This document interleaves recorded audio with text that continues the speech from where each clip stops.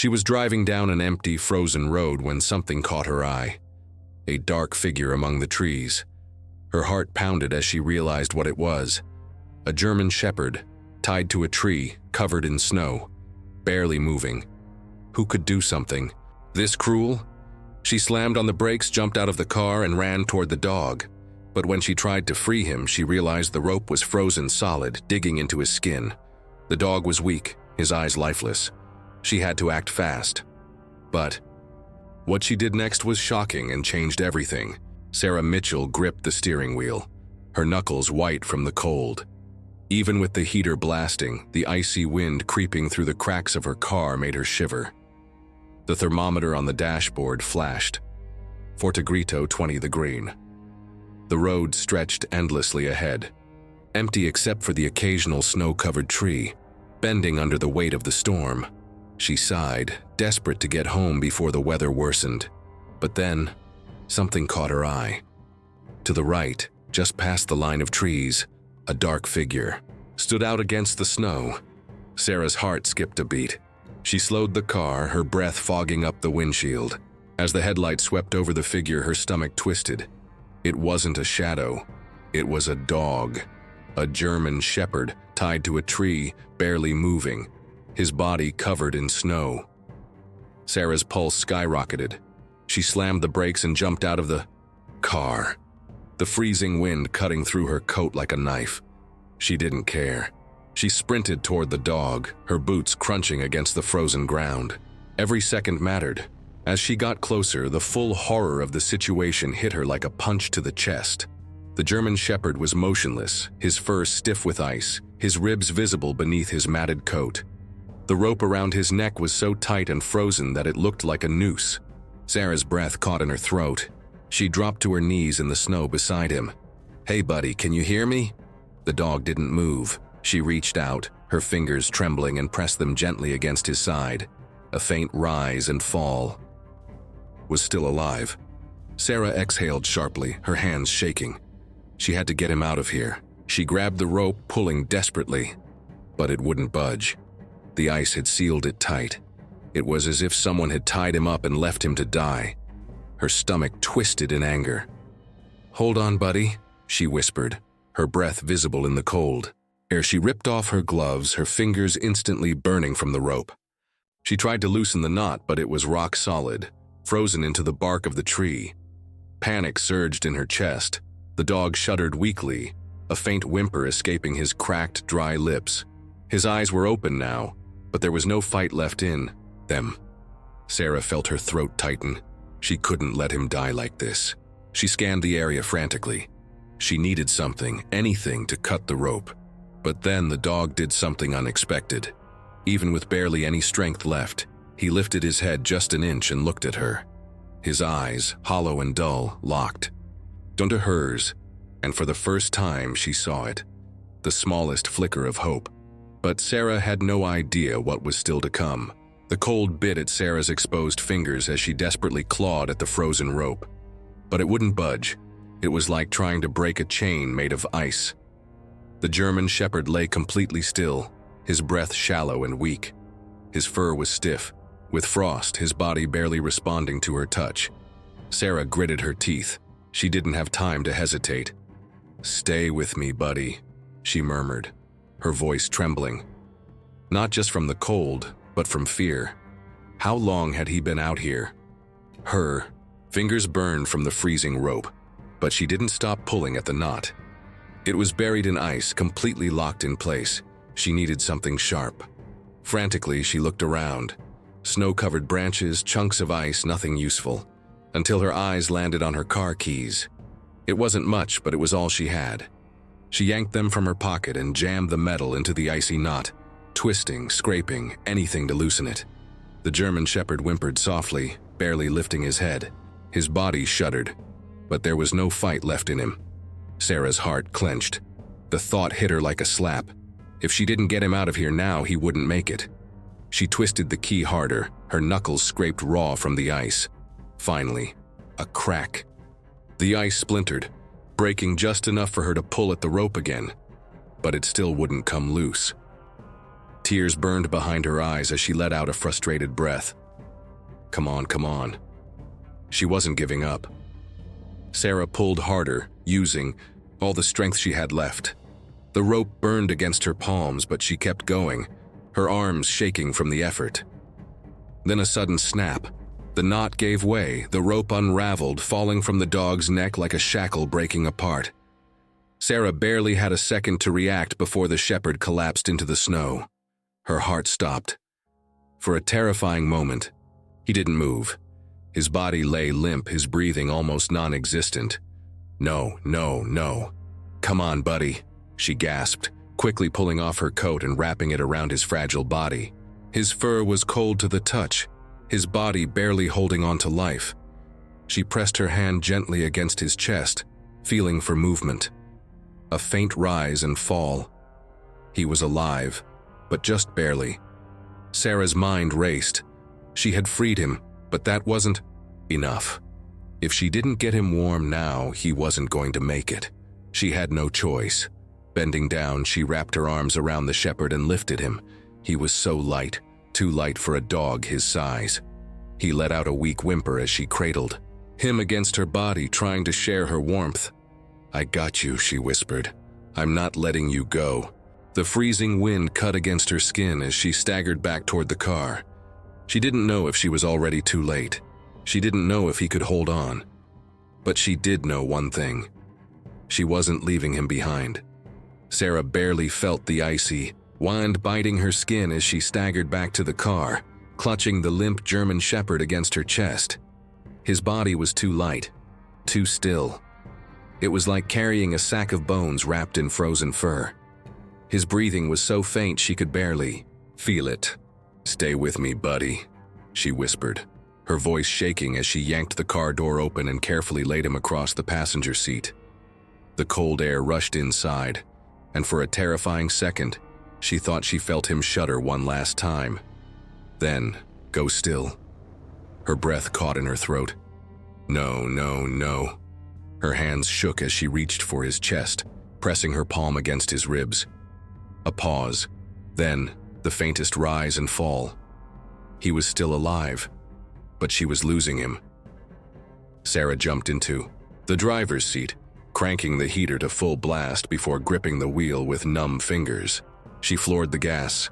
The tires screeched against the icy road as she sped forward, her heart hammering. Every second mattered. The nearest vet clinic was at least 20 minutes away. She didn't have 20 minutes. Sarah's eyes darted to the shepherd beside her. His eyes were half open but unfocused, staring blankly ahead. His breathing was barely there. She had to do something. Now. Her mind raced. She had to warm him up. She reached across the seat, grabbing the edges of her thick winter coat and pulling it tighter around him. She switched the vents to blast hot air toward him, but it wasn't enough. His body was still ice cold. Her hands trembled as she pressed her fingers against the side of his neck. He barely had a pulse. Terror squeezed her chest. He was slipping away. Then a desperate idea hit her.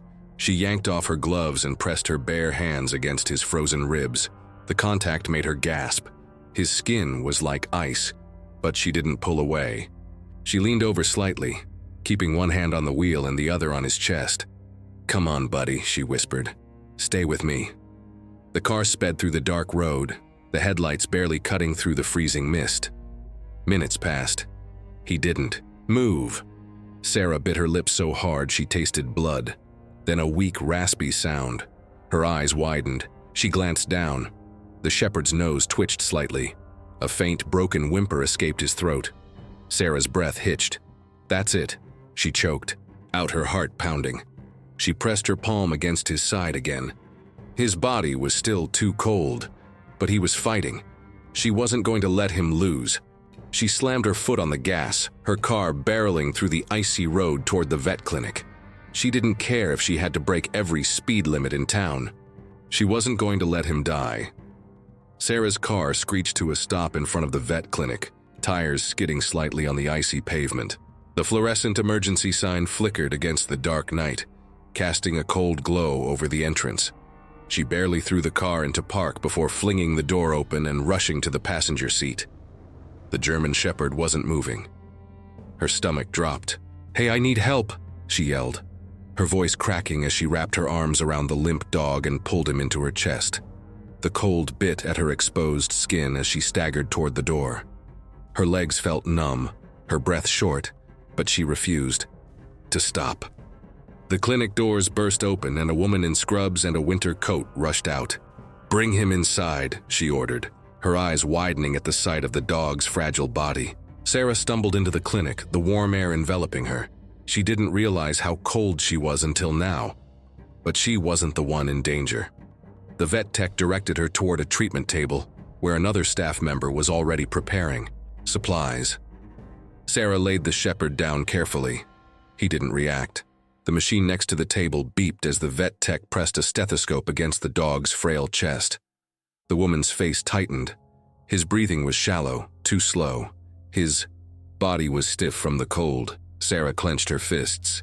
He was tied to a tree. I found him freezing out there. The rope was so tight, I thought. She stopped herself, shaking her head. I don't know how long he was out there, but he barely made it. The vet tech nodded, her expression grim. "We're going to do everything we can." Then an urgent voice. "Get Dr. Carter in here now." Sarah's chest tightened. A tall woman in a white coat rushed into the room, her brown hair tied back in a messy bun. Dr. Emily Carter, the head veterinarian. "What's his temperature?" Dr. Carter asked sharply. A nurse checked the screen and grimaced. "Too low to read." Sarah's heart dropped. Dr. Carter's expression remained calm, but her voice was firm. "We need to warm him up immediately. IV fluids, heat, pads, and get the oxygen ready now." Sarah stepped back, her pulse racing as the team sprang into action. She watched as warm blankets were wrapped around the shepherd's frail body, a catheter inserted into his leg, and an oxygen mask placed gently over his muzzle. She clenched her hands into fists. He had to make it. Minutes stretched into eternity as the team worked. Dr. Carter checked the shepherd's heartbeat, her eyes narrowing. His pulse is weak, but stable for now. Sarah swallowed hard. Is he going to survive? Dr. Carter exhaled slowly. It's too soon to tell. Sarah's chest tightened painfully, but the vet continued, glancing at the dog's frail body. He's still fighting. Sarah's breath hitched. That was enough. For now. It was enough. She placed a hand on the edge of the table, whispering, "You're not alone anymore, buddy." The shepherd didn't respond, but for the first time his ears twitched slightly. Sarah sat in the dimly lit waiting room, her hands clasped so tightly her knuckles had turned white. The rhythmic ticking of the wall clock echoed in her ears, each second stretching unbearably. She had done everything she could. Now it was up to him. The German shepherd lay in the treatment room beyond the closed doors, wrapped in heated blankets, an IV delivering warm fluids into his frail body. She had barely noticed that her coat and gloves were soaked from the snow, or that her fingers burned from the cold. All she cared about was whether he would make it. Then, the door creaked open. Sarah jumped to her feet. Dr. Carter stepped out, her white coat slightly wrinkled, her expression unreadable. Sarah's breath caught. Is he? He's still with us. Sarah's knees almost buckled in relief. He's extremely weak, Dr. Carter continued, but his vitals have stabilized slightly. His temperature is rising.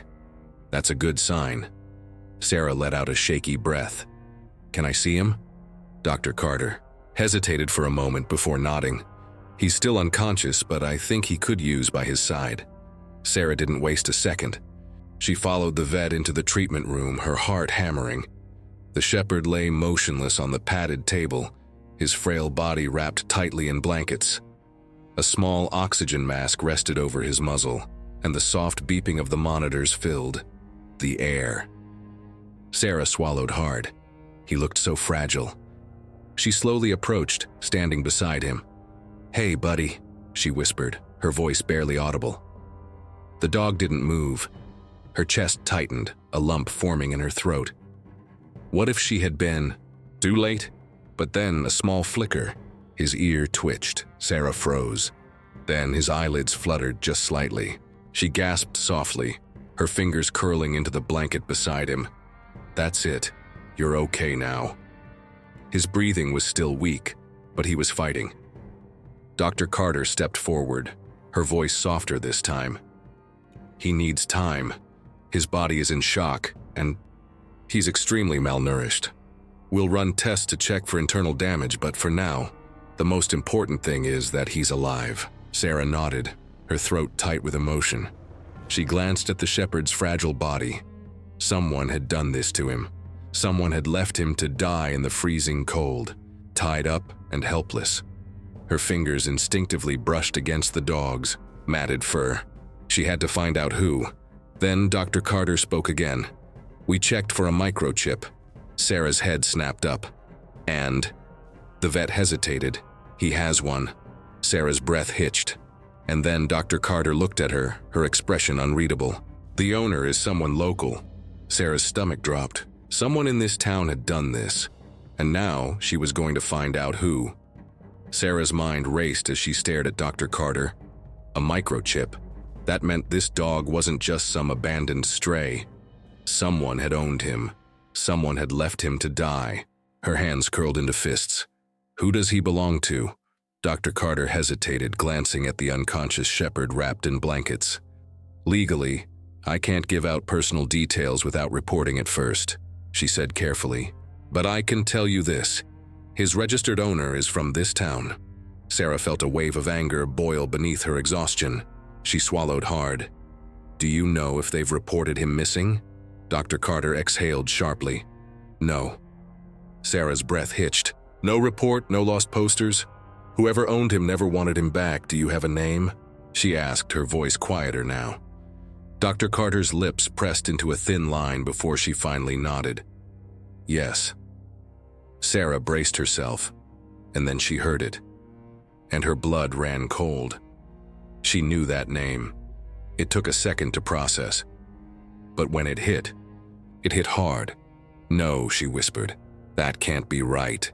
Dr. Carter's expression was grim. I double-checked. Sarah's stomach churned. She hadn't just heard the name before. She had met the man.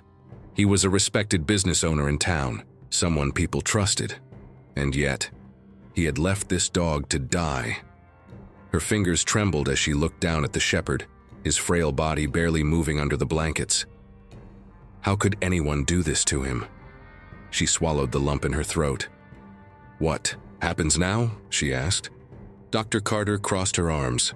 "Legally, we have to notify the registered owner before placing the dog in anyone else's care." Sarah's heart pounded. "You're telling me we have to call him?" Dr. Carter hesitated. "If we don't, and he comes looking for the dog later, it could complicate things. But based on what you found, I don't think he's going to want him back." Sarah exhaled slowly, her head spinning. Her gut told her this wasn't just neglect. Something worse had happened. She looked back at the shepherd, his breathing still slow, his body still weak. And in that moment, she knew. She wasn't going to let him go back. Not to a man who had left him tied to a tree in the freezing cold. Not to someone who had abandoned him to die. Sarah clenched her jaw. "I want to adopt him." Dr. Carter blinked in surprise. "Sarah, he's in rough shape. He may never fully recover. I don't care." Dr. Carter studied her for a long moment. Then her expression softened. "We'll see what happens when we make the call," she said. "But if the owner refuses to claim him, he's yours." Sarah felt her pulse hammering because she already knew the truth. No one was coming for him, and maybe that was for the best. Sarah sat rigidly in the small office inside the clinic. Her hands clenched into fists as Dr. Carter dialed the number. The room was eerily quiet, except for the soft beeping of the heart monitor from the treatment room beyond the door. The German shepherd, her dog now, in every way that mattered, was still fighting for his life. And now she was about to hear the voice of the man who had tried to end it. Dr. Carter pressed the phone to her ear. Sarah could hear it ringing. Once, twice. Then, a voice. "Yeah." The tone was gruff, impatient. Dr. Carter's expression didn't change. "Hello, this is Dr. Emily Carter from Westfield Veterinary Clinic. We have a dog registered to your name." The man cut her off immediately. "What dog?" Sarah's blood ran cold. Dr. Carter's voice remained calm. "A German Shepherd. He was found tied to a tree in freezing temperatures and nearly died. He's chipped under your name." Silence. Sarah held her breath. Then, the man laughed. A short, bitter chuckle. "Oh, that mutt?" He scoffed. "I got rid of him days ago." Sarah's jaw clenched so hard it hurt. "Got rid of him?" Dr. Carter repeated, her voice dangerously measured. "Yeah." The man continued carelessly. "He was useless, weak. I don't need a dog that can't—" He stopped himself, then sighed. "Look, do what you want with him. I don't care." Sarah felt sick. Every ounce of her self-control was hanging by a thread. Dr. Carter, to her credit, remained professional. "So you're surrendering ownership?" "I don't give a damn," the man muttered. "He's not my problem anymore." Sarah couldn't take it. She grabbed the phone from Dr. Carter's hand. "You tied him to a tree and left him to die," she said, her voice shaking, with anger. The man hesitated. Then he snorted. "Lady, it's just a dog." Sarah's hands trembled. Dr. Carter gently took the phone back before Sarah could say what she really wanted to. "We'll take care of him," she said flatly before hanging up. The call ended. Sarah sat there, heart hammering, breathing hard. Dr. Carter exhaled. "Well, that's that." Sarah swallowed back the rage burning in her chest. "So, he's mine now?" she asked, her voice still raw. Dr. Carter nodded, a small, knowing smile playing on her lips. "He's yours." Sarah let out a shaky breath. Then a noise from the treatment room, a soft whimper. Sarah's head snapped toward the door. She didn't hesitate. Rushing back into the room, she found the shepherd still wrapped in blankets, his frail body barely moving. But his eyes were open. Really open, not dull, not lifeless. He was looking at her. For the first time, he saw her. Sarah's throat tightened. She slowly reached out, placing a gentle hand on his head. He didn't flinch. Instead, his weak tail thumped against the table. Sarah let out a soft, broken laugh, tears burning in her eyes. "You're safe now, buddy," she whispered. And this time, he believed her. Rex was left to die, but he refused to give up. And neither did Sarah. Now, after everything he's been through, he finally has a second chance at life. What do you think should happen next in Rex's journey? Let us know in the comments. And if this story touched your heart, don't forget to like, subscribe, and share, so more people can hear stories of resilience, hope, and second chances.